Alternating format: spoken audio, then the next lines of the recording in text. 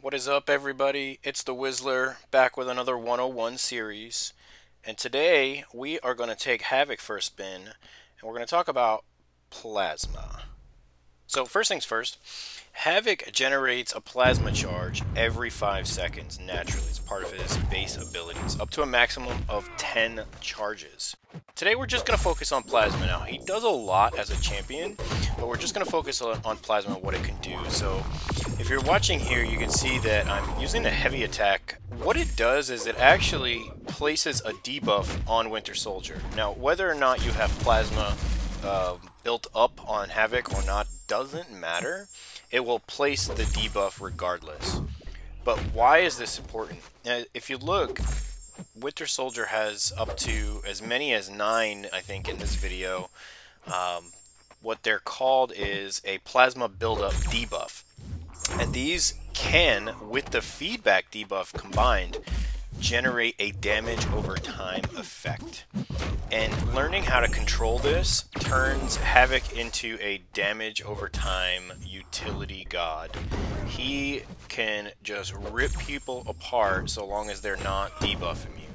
That will make this particular utility not very effective at all. So no Taskmasters or those debuff immune nodes. I wouldn't take him there. He's also not very effective against champions that have armor up because he can't place these plasma buildups on them. That does not mean he can't build his own plasma, so something to keep in mind. He is weak against power drain. It will take any plasmas that he has built up and remove them. The one thing is that these two components are a weakness to Havok, but they don't counteract each other.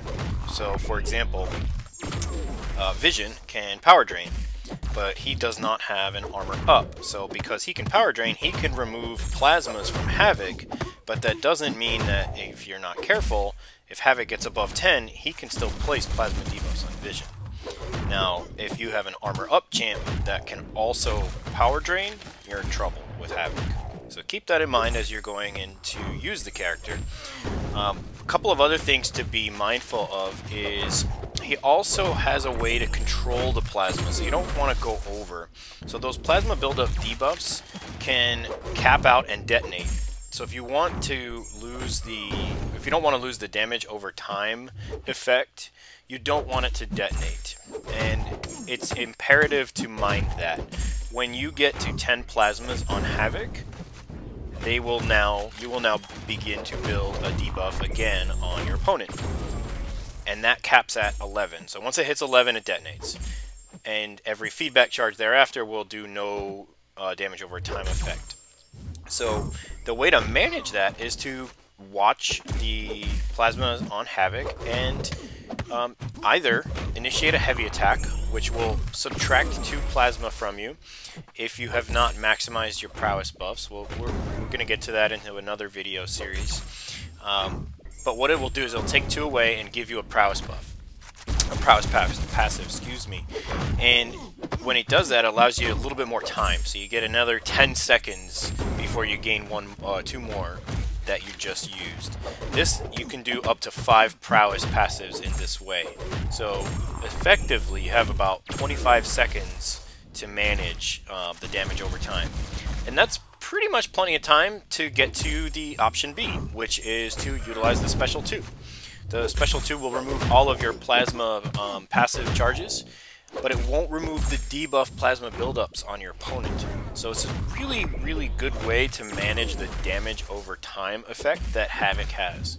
It's one of the least discussed methods of using Havok. I find it very powerful, especially since I didn't pull 2 of my favorite damage over time champions early on in the game, one of which is Void. I just pulled him like 2 months ago, and Omega Red. I pulled him right before Void, so I had Havok not long after he came out and took him up as high as I could. I rank 5'd him I think about 2 months ago, and I never looked back. I love the character. He is absolutely amazing as a defender. He's absolutely amazing on attack. We're going to get into some other components in some future videos to discuss what else he can do.